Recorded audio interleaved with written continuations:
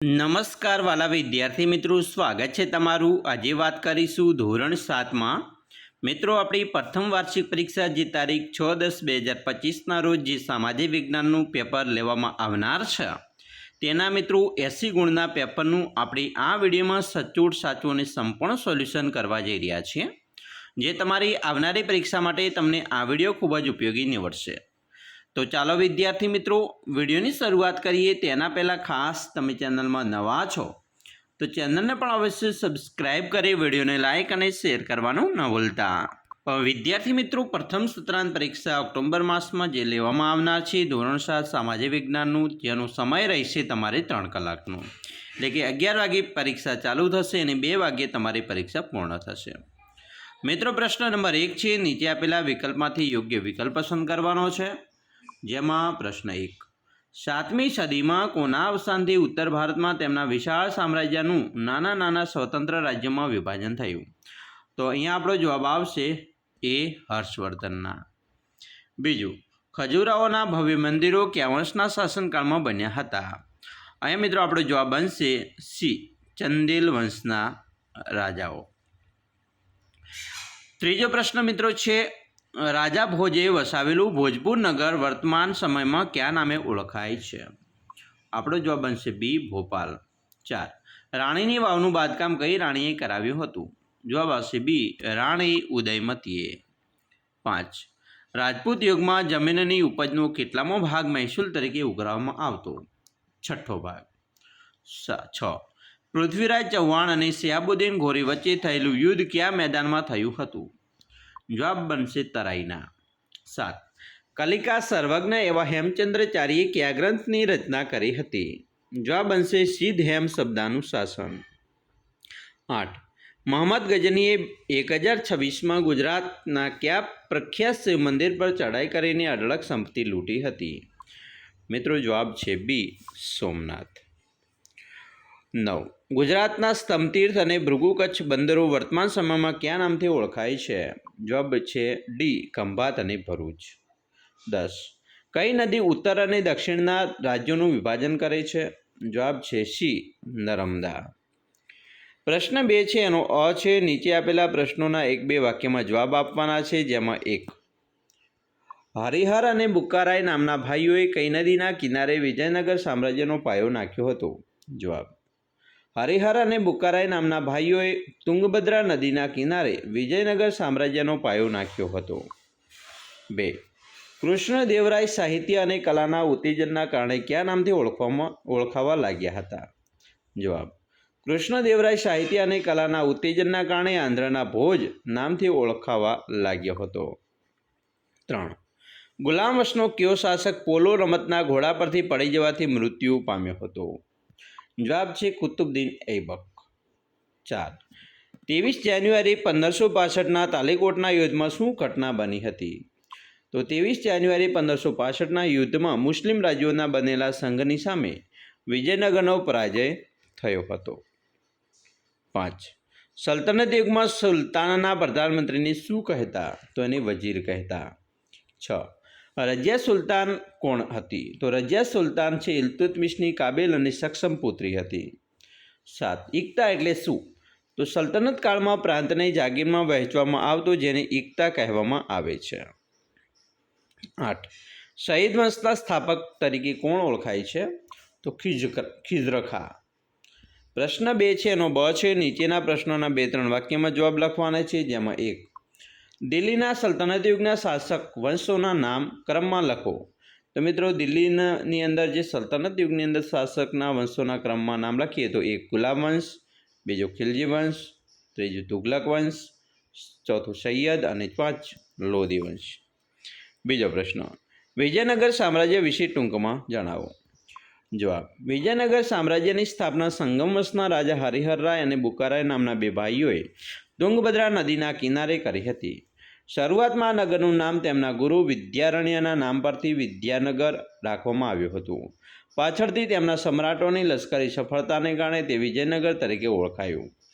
વિજયનગર સામ્રાજ્યમાં સંગમ વંશ, સાલુ વંશ, તુલુ વંશ અને અરવિંદો વંશે શાસન કર્યું। વિજયનગર સામ્રાજ્યમાં તુલુ વંશના કૃષ્ણદેવરાય શ્રેષ્ઠ શાસક હતા। 3. બહમની રાજ્ય વિશે ટૂંકમાં જણાવો. જવાબ: તુગલક વંશના સમયમાં દખણમાં જફર ખાને એટલે કે ઈસવીસન 1347માં અલાઉદ્દીન બહમન શાહ નામ ધારણ કરી બહમની રાજ્યની સ્થાપના કરી. આ રાજ્યે લગભગ દોઢ સદી સુધી દક્ષિણ ભારતની રાજનીતિ પર પ્રભાવ પાડ્યો. તેણે નવા સ્વતંત્ર રાજ્યની રાજધાની ગુલમર્ગને બનાવી પોતાના રાજ્યમાં અનેક પ્રદેશો જોડ્યા. બહમની સામ્રાજ્યમાં અહમદ શાહ અને મોહમ્મદ શાહ ત્રીજાનું શાસન નોંધપાત્ર છે. અહમદ શાહે ગુલમર્ગથી રાજધાની બીડર ખસેડી અને બીડરમાં અનેક ઇમારતો બંધાવી. મોહમ્મદ શાહ ત્રીજાનું વજીર મોહમ્મદ ગવા હતું. તેણે સક્ષમ વહીવટ તંત્રની રચના કરી. મોહમ્મદ શાહ ત્રીજાના સમયમાં બહમની સત્તા મજબૂત બની હતી, પરંતુ ત્યારબાદ મોહમ્મદ શાહ બહમની બીજાના સમયમાં રાજ્યની તમામ સત્તા તેના વજીર કાસિમ બરીદના હાથમાં આવી અને તેના સમયમાં જ બહમની સામ્રાજ્યનો અંત આવ્યો. સમગ્ર સામ્રાજ્ય બીજાપુર, અહમદનગર, ગોલકોંડા, બીડર અને બરાર જેવા 5 સ્વતંત્ર રાજ્યોમાં વિભક્ત થઈ ગયું. પ્રશ્ન મિત્રો 3 છે. નીચે આપેલા વિભાગના અ અને બ ની અંદર જોડકા જોડવાના છે. જેમાં 1. છત્રપતિ શિવાજી તો હિન્દુ સમ્રાટ હતા. ઔરંગઝેબ સંગીત કલાનો વિરોધી. શાહજહાં તાજમહલનો બાંધનાર. બાબર તો જવાબ આવશે મિત્રો આગ્રા લાહોરમાં બગીચા બનાવ્યા હતા. અને શેરશાહ સૂરી ગ્રાન્ડ ટ્રંક રોડ બનાવનાર. આગળ જોઈશું પ્રશ્ન 4 છે. વિધાન સાચા છે કે ખોટા તે જણાવો. જેમાં 1. રાજરાજેશ્વર મંદિર શીખ સંપ્રદાયનું શ્રેષ્ઠતમ સ્થાપત્ય છે તો ખોટું છે. અહીંયા હિન્દુ ધર્મ આવે છે એટલે ખોટું બનશે. 2. દુનિયામાં એક જ જગ્યાએ પહાડ પર સૌથી વધારે મંદિર હોય તેવું સ્થળ એટલે પાવાપુરી, તો આ વિધાન સાચું છે. 3. 16મી સદીમાં સુરત ભારતનું મહત્વનું સાંસ્કૃતિક કેન્દ્ર હતું, તો આ વિધાન ખોટું છે. 4. શેરશાહનો સાસારામનો મકબરો પ્રખ્યાત છે, તો આ વિધાન સાચું છે. 5. સૌરાષ્ટ્રનું ગોપ મંદિર ગાંધાર શૈલીથી બનેલ છે, તો આ વિધાન ખોટું છે. 6. ઉપરકોટનું મૂળ નામ ઇલ્વ દુર્ગ હતું, તો આ વિધાન ખોટું છે. મિત્રો ઉપરકોટનું મૂળ નામ શું હતું? ચાલો એનો જવાબ તમારે કોમેન્ટ બોક્સની અંદર આપવાનો રહેશે. પ્રશ્ન 5 છે. નીચેની આકૃતિ ઓળખી ટૂંકમાં પરિચય આપો. મિત્રો પહેલી આકૃતિ તમે જોઈ શકો છો જે પૃથ્વીની આંતરિક રચના બતાવી છે. તો આપણે સૌપ્રથમ જોઈશું પૃથ્વીના સ્તર વિશે. પૃથ્વી એ ડુંગળીની માફક એક ઉપર એક સ્તરથી ગોઠવાયેલા અનેક સ્તરોથી બનેલ છે. પૃથ્વી સપાટીના સૌથી ઉપલા સ્તરને ભૂકવચ કહે છે. આ કવચની બરાબર નીચે મેન્ટલ હોય છે અને પૃથ્વીનું સૌથી આંતરિક સ્તર ભૂગર્ભ છે. બીજી આકૃતિ જળપ્રપાતની છે. જ્યારે નક્કર ખડક પરથી સીધા ઢોળાવવાળી ખીણ કે નીચાણવાળી ભૂમિમાં પડે તો તેને જળપ્રપાત કે જળધોધ કહે છે. ત્રીજી આકૃતિ છે પવનની છે.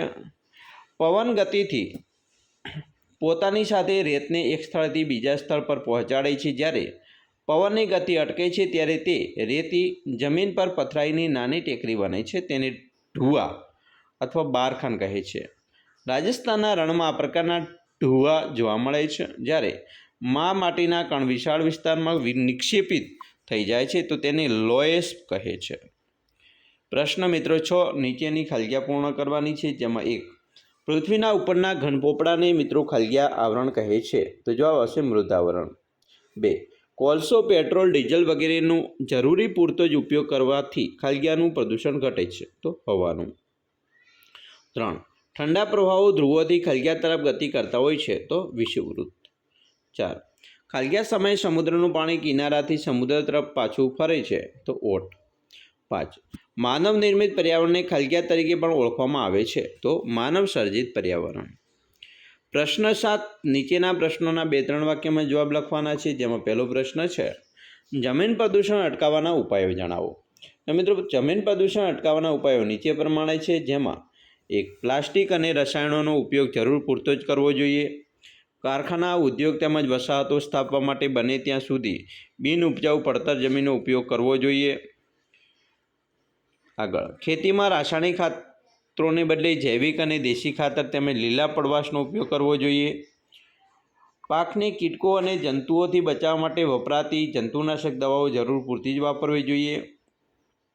ઘન કચરાનું વર્ગીકરણ કરી તેનો પુનઃ ઉપયોગ કરવો જોઈએ. નકામા પ્લાસ્ટિક અને ઘન કચરાને જમીન પર ફેંકવાને બદલે તેનું બાળીને નાશ કરવો જોઈએ અથવા તો શક્ય હોય ત્યાં રિસાયકલ કરી તેનો ફરીથી ઉપયોગ કરવો જોઈએ. ખેતીમાં ટપક અને ફુવારા સિંચાઈ પદ્ધતિનો ઉપયોગ કરવો જોઈએ. પ્રશ્ન 2, જળ પ્રદૂષણ શા કારણે થાય છે? તો જળ પ્રદૂષણ માટે ગટરનું પાણી, ઉદ્યોગોથી પ્રદૂષિત પાણી, ખનિજ તેલવાહક, જહાજોમાંથી થતું ગળતર એટલે કે રિસાવ, ખેતીમાં વપરાતા રાસાયણિક ખાતરો, જંતુનાશક દવાઓ વગેરે બાબતો જવાબદાર છે. ત્રીજો પ્રશ્ન, હવા પ્રદૂષણ અટકાવવા માટે તમારા પ્રયત્નો લખો. તો મિત્રો તમારા પ્રયત્નો શું હોઈ શકે? ચાલો જોઈએ. તો હવાનું પ્રદૂષણ અટકાવવા માટે સરકારે કાયદા બનાવીને તેનો ચુસ્તપણે અમલ કરવો જોઈએ. ધુમાડો અને ઝેરી વાયુઓને ફિલ્ટર કરતા સાધનો વિકસાવવા જોઈએ. કોલસો અને પેટ્રોલ ડીઝલનો ઉપયોગ ખૂબ મર્યાદિત માત્રામાં કરવો જોઈએ. વાહનોના સીએનજી અને પીએનજી તેમજ સૌર ઉર્જા તથા વિદ્યુત જેવા પ્રદૂષણ મુક્ત બળતણોનો ઉપયોગને પ્રોત્સાહિત કરવા જોઈએ. વાહનો માટે પીયુસીનો કડક અમલ કરવો જોઈએ. લોકો મુસાફરી માટે જાહેર પરિવહન સેવાનો વધુ ઉપયોગ કરે એવી જાગૃતિ ફેલાવવી જોઈએ.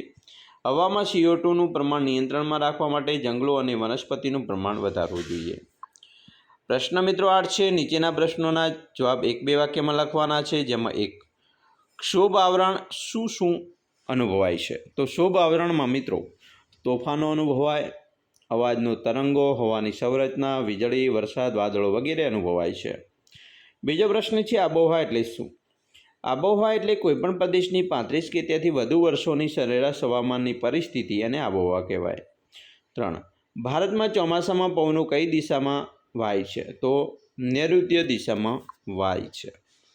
4, દૈનિક કે સ્થાનિક પવનો કોને કહે છે? પૃથ્વી સપાટીના કેટલાક પ્રદેશોમાં દરરોજ કે થોડા સમય માટે હવાના દબાણમાં ફેરફાર થાય છે. પરિણામે પવનો ઉત્પન્ન થાય છે. આ પવનોને દૈનિક કે સ્થાનિક પવનો કહે છે. 5, ઉષ્ણકટિબંધીય જંગલોની આબોહવા કેવી હોય છે? તો ઉષ્ણકટિબંધીય જંગલોની આબોહવા ગરમ હોય છે. 6, શંકુદ્રુમ જંગલો ભારતમાં ક્યાં જોવા મળે છે? તો શંકુદ્રુમ જંગલો ભારતમાં હિમાલયના ઊંચા પર્વતીય વિસ્તારોમાં જોવા મળે છે. 7, રણ પ્રદેશમાં કઈ વનસ્પતિ જોવા મળે છે? તો રણ પ્રદેશમાં મુખ્યત્વે બોરડી, થોર, બાવળ, ખીજડો વગેરે વનસ્પતિ જોવા મળે છે. 8, વાતાવરણને કયા આવરણોમાં વિભાજિત કરેલ છે? તો વાતાવરણને ક્ષોભ આવરણ, સમતાપ આવરણ, મધ્યાવરણ અને ઉષ્માવરણમાં વિભાજિત કરેલ છે. પ્રશ્ન 9 છે મિત્રો, મને ઓળખો. 1, હું વિશ્વની સૌથી મોટી લોકશાહી ધરાવતો દેશ છું, ભારત. 2, હું દેશની સૌથી મોટી પંચાયત છું, સંસદ. 3, હું દેશનું સંચાલન કરવા માટેની માર્ગદર્શિકા છું, તો ભારતીય બંધારણ. 4, હું વિશ્વનું સૌથી મોટું લેખિત બંધારણ ધરાવતો દેશ છું, તો ભારત. 5, હું ભારતનો નાગરિક છું, મારી ઉંમર 18 વર્ષથી વધુ છે, તો મને કયો અધિકાર મળે? તો મતાધિકાર. પ્રશ્ન 10 છે. નીચેના પ્રશ્નોના સવિસ્તર જવાબ લખવાના છે, જેમાં 1, ચૂંટણી પંચની કામગીરી જણાવો. મિત્રો કોઈપણ પ્રકારનો ડર રાખ્યા વિના દેશમાં નોંધાયેલા સૌ મતદારો મતદાન કરી શકે માટે ચૂંટણી પંચ ખાસ વ્યવસ્થા ગોઠવીને તટસ્થ રીતે ન્યાય ચૂંટણી કરાવે છે. તે મહિલા અને દિવ્યાંગ મતદારો માટે મતદાનની વિશેષ સુવિધા ઊભી કરે છે. 2, બાળમજૂરી શા માટે અટકાવવી જોઈએ? બાળમજૂરી એ અસમાનતા છે, બાળકોનું શોષણ છે. બાળમજૂરી બાળકોના શિક્ષણ મેળવવાનો અધિકારનો ભંગ ગણાય છે. વળી 14 વર્ષ કરતાં ઓછી ઉંમરના બાળકને મજૂરી રાખવું તે કાયદાનો પણ ભંગ છે. તેથી બાળમજૂરી અટકાવવી જોઈએ. પ્રશ્ન 11 છે. ખોટો શબ્દ છે કે વિધાન ફરીથી લખવાનું છે, જેમાં 1, વિધાનસભાની ચૂંટણી દર 5 કે 6 વર્ષે થાય. તો મિત્રો 6 ચેકી દઈશું અને વિધાન ફરીથી લખીશું. વિધાનસભાની ચૂંટણી દર 5 વર્ષે થાય છે. બીજામાં મિત્રો વલ્લભભાઈ પટેલ ચેકી લઈશું અને વિધાન ફરીથી લખીશું. ગુજરાત વિધાનસભા ભવનનું નામ વિઠ્ઠલભાઈ પટેલ ભવન છે. ત્રીજામાં કેન્દ્ર સરકાર ચેકીશું અને વિધાન ફરીથી લખીશું. રાજ્યનો કારોબાર ચલાવવાનું કામ રાજ્ય સરકારનું છે, રાજ્ય સરકાર કરે છે. 4, 186 ચેકી દઈશું અને વિધાન ફરી લખીશું. ગુજરાત વિધાનસભામાં સભ્ય સંખ્યા 182 છે. 5, રાજ્યની ધારાસભાની નીચલા ગૃહને મિત્રો વિધાનસભા કહેવાય. વિધાન પરિષદ ચેકી લઈશું. પ્રશ્ન મિત્રો 12 છે. નીચેના પ્રશ્નોના સવિસ્તર જવાબ લખવાના છે, જેમાં 1, રાજ્ય સરકારના કાર્યો જણાવો. તો મિત્રો રાજ્ય સરકારના કાર્યો તે લોક કલ્યાણ સાધે છે. રાજ્યના લોકોની પાયાની જરૂરિયાતો વીજળી, પાકા રસ્તા, પીવાનું શુદ્ધ પાણી, સ્વાસ્થ્ય વગેરેને લગતા કાર્યો તે કરે છે. તે સસ્તા અનાજની દુકાનો મારફતે ખાદ્ય સામગ્રીનું વિતરણ કરે છે. પૂર, અતિવૃષ્ટિ, દુષ્કાળ, ધરતીકંપ, વાવાઝોડું વગેરે કુદરતી આપત્તિઓ વખતે તે લોકોને તાત્કાલિક મદદ પૂરી પાડે છે. તે રાજ્યમાં લોકોને ન્યાયની વ્યવસ્થા, વાહન વ્યવહાર, શિક્ષણ સંસ્થાઓ, હોસ્પિટલો વગેરેની સુવિધાઓ પણ પૂરી પાડે છે. તે રાજ્યમાં કાયદો, શાંતિ અને વ્યવસ્થા જળવાઈ રહે તે માટે અગત્યની ભૂમિકા ભજવે છે. બીજો પ્રશ્ન છે, રાજ્યની કારોબારીની ફરજો જણાવો. તો મિત્રો, રાજ્યોની કારોબારીની ફરજોની વાત કરીએ તો તે વિધાનસભાએ ઘડેલા કાયદાઓનો રાજ્યમાં અમલ કરાવે છે. તે રાજ્યમાં કાયદો અને વ્યવસ્થા જળવાય તેની તકેદારી રાખે છે. તે રાજ્યની આર્થિક અને સામાજિક સમસ્યાઓ દૂર કરવા પ્રયત્ન કરે છે. તે રાજ્યના નાગરિકોની ગરીબી અને બેકારી દૂર કરવા માટે આયોજન તૈયાર કરે છે. તે રાજ્યમાં શિક્ષણ, સ્વાસ્થ્ય, વાહન વ્યવહાર, સંદેશાવ્યવહાર, વીજળી વગેરે સેવાઓ પૂરી પાડે છે. તે નાગરિકોને જીવન જરૂરિયાતોની ચીજવસ્તુઓ મળી રહે તેનું આયોજન કરે છે. તે સમગ્ર રાજ્યનો વહીવટ સરળતાથી ચાલે તેની કાળજી રાખે છે અને તે પ્રજા કલ્યાણના કાર્યો પણ કરે છે. તો વિદ્યાર્થી મિત્રો, આવી રીતે તમે તમારી પરીક્ષા માટે પૂર્વ તૈયારી કરી શકો છો. અમે આશા રાખીએ છીએ તમને આપણો આ વિડીયો ખૂબ જ ઉપયોગી નીવડશે. અને મિત્રો, ખાસ વિડીયો ગમ્યો હોય તો લાઇક, શેર અને સબસ્ક્રાઈબ કરવાનું પણ ન ભૂલતા.